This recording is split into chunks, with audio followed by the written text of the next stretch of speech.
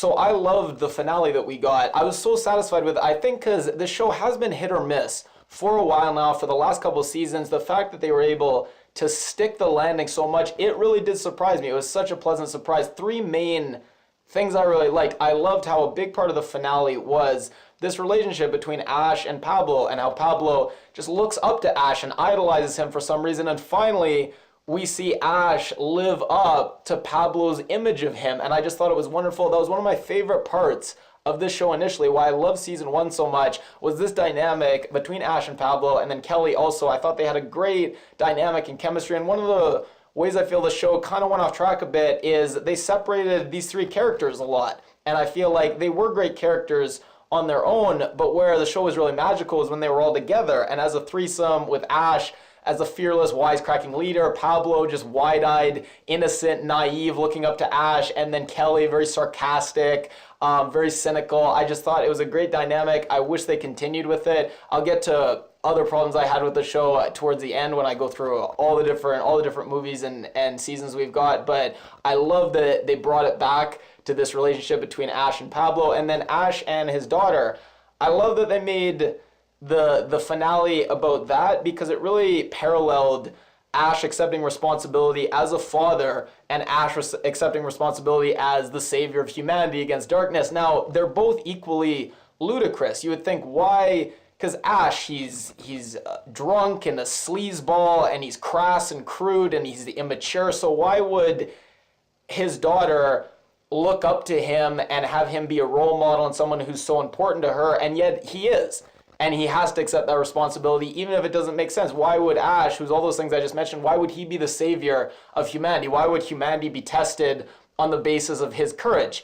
And yet that is the situation. He has to accept that responsibility. So I love the parallels there. Very sweet moments between them. And then last thing I loved, just the whole ending sequence, right? Starting from Ash sacrificing himself. You knew it was going to happen.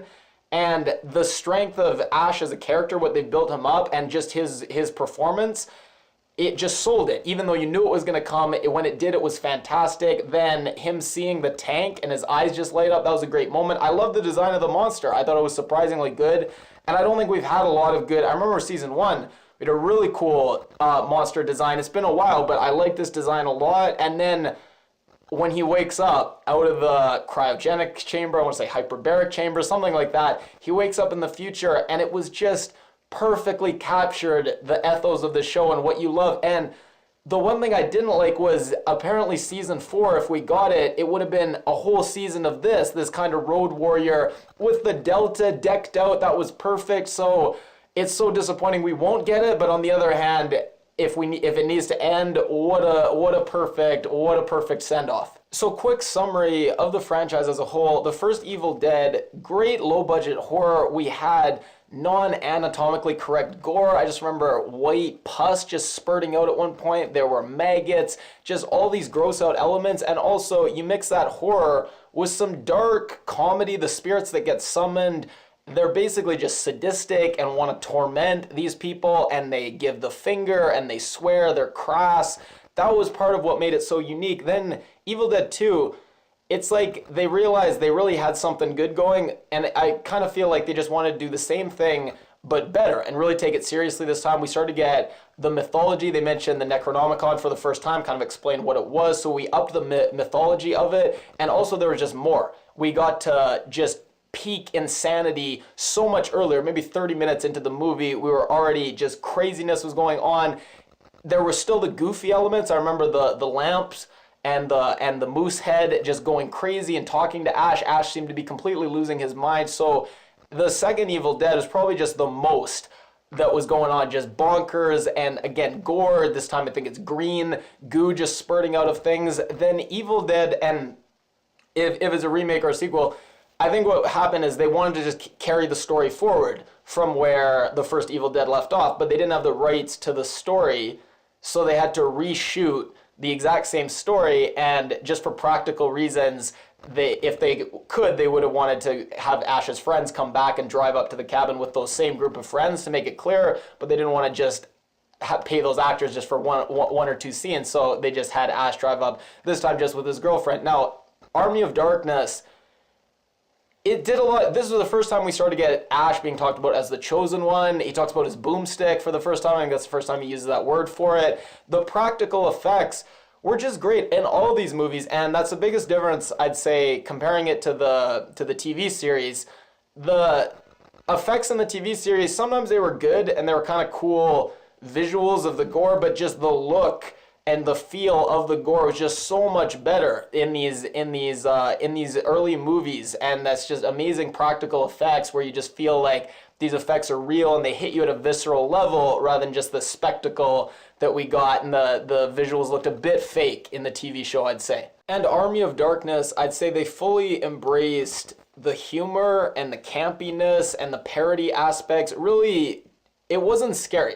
That was probably the least scary one by far, but it was a lot of fun. I don't think it deserves some of the hate that it gets. I think it was very fun and kind of a neat entry to the franchise. Now, the remake went completely in the opposite direction. It basically removed any kind of horror goofy aspects, and it was mostly focused on actually being a really effective horror movie. I think it's a great horror movie. I think as far as being true to the spirit of the franchise, it's yes and no. It takes some elements, but it jettisons others. So you have the same gore and the same guts and stuff, but now there's pain. Before it was always, the gore was kind of funny. It was blood getting splattered on someone's face. It was goofy, over the top insides and entrails. This time, for the first time, you had actual pain and anguish and agony, and there was a kind of realism that wasn't there in the other movies. But again, I loved it as a horror movie. I love the characterization we get of the hipster intellectual who's fascinated by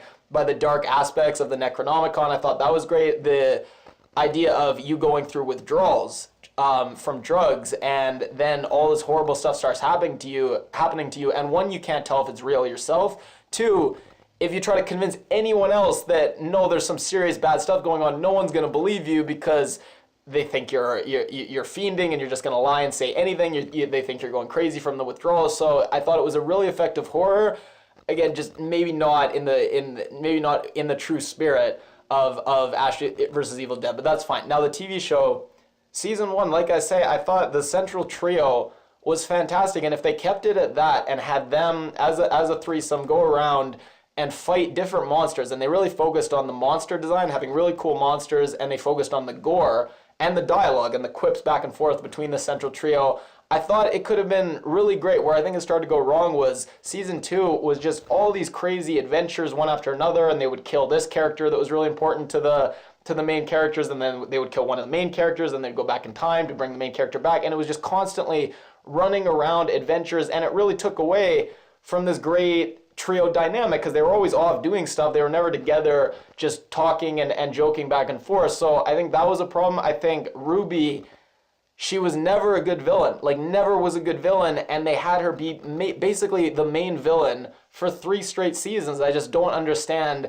that. I think she's one of the biggest problems with the show, was just that they kept having her as a villain and it never really worked. And then I will say the fact that how they ended season 2 and then them not addressing it at all. Season 2, it seemed like they were definitely trapped in some kind of weird dream reality, and then season 3 happens and they just don't address it at all. They wink at it and lampshade it and then just move on. That did taint the season just a bit for me, but nonetheless, like I say, I love the finale. I thought it was fantastic, and that's enough where you can feel happy about the show, it existing. Anything else we get is just icing on the cake.